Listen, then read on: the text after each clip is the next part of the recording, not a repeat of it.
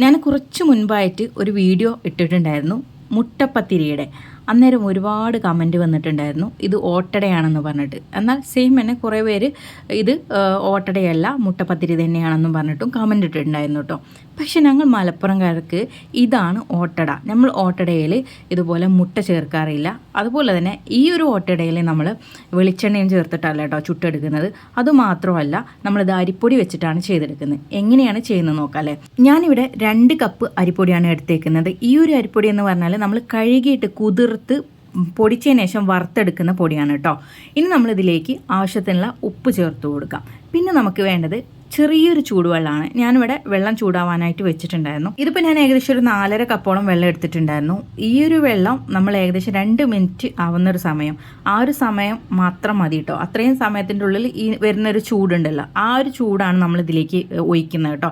അപ്പോൾ ഞാൻ ഏകദേശം ഒരു 1.25 കപ്പോളം വെള്ളം ഞാൻ ഇതിലേക്ക് ഒഴിച്ചിട്ട് ഒന്ന് മിക്സ് ചെയ്തെടുക്കുന്നുണ്ട്.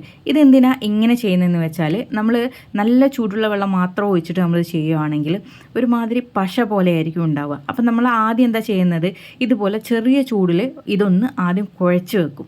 കുഴച്ച് വെച്ചതിന് ശേഷമാണ് നമ്മൾ പിന്നീട് നല്ല ചൂടുള്ള വെള്ളം ഒഴിച്ചു കൊടുക്കുന്നത്. ഇങ്ങനെയാണ് നമ്മൾ അരിപ്പൊടി വെച്ചിട്ടുള്ള ഓട്ടട തയ്യാറാക്കുന്നത് കേട്ടോ. അപ്പോൾ ഇതിപ്പോൾ നല്ല പോലെ റെഡിയാക്കി വെച്ചിട്ടുണ്ട്. കട്ടയൊന്നും ഇല്ലാണ്ട് റെഡിയാക്കി വെക്കുക കേട്ടോ.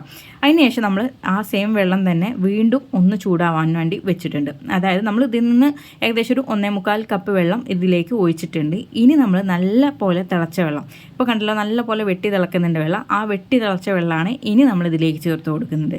ഈ ഒരു വെള്ളം ഞാൻ ഏകദേശം 1.25 കപ്പ് തന്നെ ചേർത്തേക്കുന്നത് കേട്ടോ. അതായത് 2 കപ്പ് അരിപ്പൊടിക്കാണ് ഇത്രയും വെള്ളം ചേർക്കുന്നത്. അപ്പോൾ നമ്മുടെ അരിപ്പൊടിയിൽ എല്ലാത്തിലും വ്യത്യാസം ഉണ്ടാവും കേട്ടോ. അപ്പോൾ ചെറിയൊരു വ്യത്യാസം എങ്ങനെയായാലും വെള്ളത്തിന് ചിലപ്പോൾ അങ്ങോട്ടോ വരും. ഞാൻ ഇതിൻ്റെ കൺസിസ്റ്റൻസി നിങ്ങൾക്ക് കാണിച്ചു തരാം, അതങ്ങ് നിങ്ങൾ ശ്രദ്ധിച്ചാൽ മതി. ഇപ്പോൾ ഞാൻ ഇതിലേക്ക് 1.25 കപ്പ് വെള്ളം ഒഴിച്ചതിന് ശേഷം കണ്ടല്ലോ ഈ ഒരു പാകത്തിനാണ് നമുക്ക് ഇപ്പോൾ മാവ് റെഡിയായി കിട്ടേണ്ടത്. പക്ഷേ ഇതിലേക്ക് കുറച്ചുകൂടെ ചേരുവക ചേർത്ത് കൊടുക്കാനുണ്ട്. അത് വേറെ ഒന്നുമില്ല, ഒരു 1/2 കപ്പ് തേങ്ങ ചിരവിയത്. കൂടെ തന്നെ ഞാൻ ചോറാണ് ഇതിലേക്ക് ചേർത്ത് കൊടുക്കുന്നത് കേട്ടോ. നമ്മളിവിടെ ഏകദേശം ഒരു 1/3 കപ്പ് ചോറ് കൂടെ ഇതിലേക്ക് ചേർത്ത് കൊടുക്കുന്നുണ്ട്. കൂടെ തന്നെ ഒരു 1/4 കപ്പ് വെള്ളം മാത്രം ചേർത്തിട്ട് ഇത് നല്ല പോലെ പേസ്റ്റാക്കിയിട്ട് അരച്ചെടുക്കണം കേട്ടോ. അപ്പോൾ നല്ല പോലെ പേസ്റ്റാക്കി അരച്ചെടുത്തിട്ടുണ്ട്. ഇനി നമ്മൾ ഈ ഒരു മിക്സ് നമ്മൾ നേരത്തെ റെഡിയാക്കി വെച്ചിരുന്ന ആ ഒരു പൊടിയുടെ മിക്സിയിലേക്ക് ചേർത്ത് കൊടുക്കാം. ഞാൻ മുൻപ് തയ്യാറാക്കിയ ആ മുട്ടപ്പത്തിരിയിൽ മുട്ട ചേർക്കും, പോരാത്തതിന് അതിൽ നമ്മൾ തേങ്ങയും ചേർക്കുന്നില്ല. പക്ഷേ നമ്മൾ ഈ ഓട്ടടയിൽ മുട്ട ചേർക്കില്ല. അതുപോലെ തന്നെ തേങ്ങ ചിരവിയതും ചോറും ചേർക്കും കേട്ടോ. നമ്മളിത് ഇങ്ങനെ ചെയ്യുന്നത് നല്ല സോഫ്റ്റായി കിട്ടാൻ കൂടെ വേണ്ടിയിട്ടാണ് കേട്ടോ. നമ്മൾ അരിപ്പൊടി കൊണ്ടും അതുപോലെ തന്നെ അരി അരച്ചിട്ടും ഓട്ടട തയ്യാറാക്കാറുണ്ട്.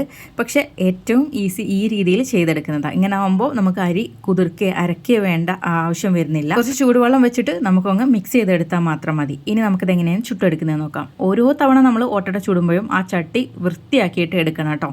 അതിൽ പറ്റി പിടിച്ചതൊക്കെ ഉണ്ടെങ്കിൽ അതൊക്കെ നമ്മൾ അതിൽ നിന്ന് എടുത്ത് കളയണം. അപ്പോൾ നല്ല പോലെ ചൂടായ ചട്ടിയിലേക്കാണ് നമ്മൾ 2 തവിയാണ് മാവ് ഒഴിച്ചേക്കുന്നത്. എത്ര മാവ് ഒഴിക്കണം എന്നൊക്കെ നമ്മുടെ ഇഷ്ടത്തിനനുസരിച്ചിട്ടാണ് കേട്ടോ ചെയ്യുന്നത്.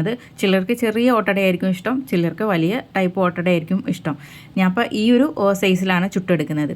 ഞാൻ ഹൈ ഫ്ലെയിമിൽ മാവ് ഒഴിച്ചതിന് ശേഷം കുറച്ചൊരു ഹോള് വന്നതിന് ശേഷമാണ് കേട്ടോ അടച്ചു കൊടുക്കുന്നത്. അതിൻ്റെ മുൻപ് തന്നെ അടച്ചാലും പ്രശ്നമൊന്നുമില്ല. പക്ഷേ ഇങ്ങനെ അടക്കുന്ന സമയത്ത് നമുക്ക് ഇതിൽ കംപ്ലീറ്റും ഇതുപോലെ ഹോള് വന്ന് കിട്ടും. മറ്റേത് പറഞ്ഞാൽ ചിലപ്പോൾ ഈ നടുഭാഗം നല്ല പോലെ പൊള്ളച്ച ആ രീതിക്കായിരിക്കും ഉണ്ടാവുക. ചിലർക്ക് അങ്ങനെയാണ് കേട്ടോ ഇഷ്ടം. അങ്ങനെ ഇഷ്ടമുള്ളവർക്ക് അങ്ങനെ കഴിക്കാവുന്നതാണ്. അതല്ല നല്ല പോലെ ഹോള് വന്നിട്ടാണ് ഇഷ്ടമെങ്കിൽ ഇതുപോലെ നല്ല ഹോള് വന്നതിന് ശേഷം ഒന്ന് അടച്ചു കൊടുക്കുക. എന്നിട്ട് ഇതുപോലെ നമ്മൾ കുത്തിയെടുക്കാവുന്നതാണ്. ഇത് നമ്മൾ വെന്തത് അറിയുന്നത് എന്താണെന്ന് വെച്ചാൽ അതിൽ നിന്ന് ഇങ്ങനെ പുക വരും. ആ പുക വരുന്ന സമയത്ത് ഒന്ന് തുറന്ന് നോക്കിയാൽ മതി. അപ്പോൾ തന്നെ അത് വന്നിട്ടുണ്ടാവും. തുറന്നതിന് ശേഷം ഉണ്ടല്ലോ കുറച്ച് നേരം അങ്ങനെ തുറന്ന് തന്നെ വെക്കുക. അത് വേറെ ഒന്നിനുമല്ല, ഇവിടെ പറയുന്നത് വെള്ളം വലിയാൻ വേണ്ടിയിട്ട് വെക്കുക എന്ന് പറയും. എന്താ വെച്ചാൽ നമ്മളിന്ന് അടച്ച് വെക്കുന്ന സമയത്ത് അതിലിങ്ങനെ കുറച്ചൊരു ജലാംശം ഉണ്ടാകും. അതൊക്കെ കംപ്ലീറ്റ് പോയിട്ട് നിൽക്കുവാണെങ്കിൽ പെട്ടെന്ന് തന്നെ നമുക്കിതിൽ നിന്ന് കുത്തിയെടുക്കാനായിട്ട് പറ്റും. അത് ചെറിയ തീയിൽ വേണം കേട്ടോ വെക്കാനായിട്ട്. അപ്പോൾ കണ്ടല്ലോ ഇതാണ് നമ്മൾ മലപ്പുറംകാരുടെ ഓട്ടട കേട്ടോ. വീഡിയോ നിങ്ങൾക്ക് ഇഷ്ടപ്പെടുവാണെങ്കിൽ ലൈക്ക് ചെയ്യാനും ഷെയർ ചെയ്യാനും മറക്കരുത്. ഈ ചാനലിലേക്ക് ആദ്യമായിട്ട് വരുന്നവർ ഫോളോ ചെയ്യാനും മറക്കരുത് കേട്ടോ. അപ്പോൾ എല്ലാവർക്കും താങ്ക്സ് ഫോർ വാച്ചിങ്.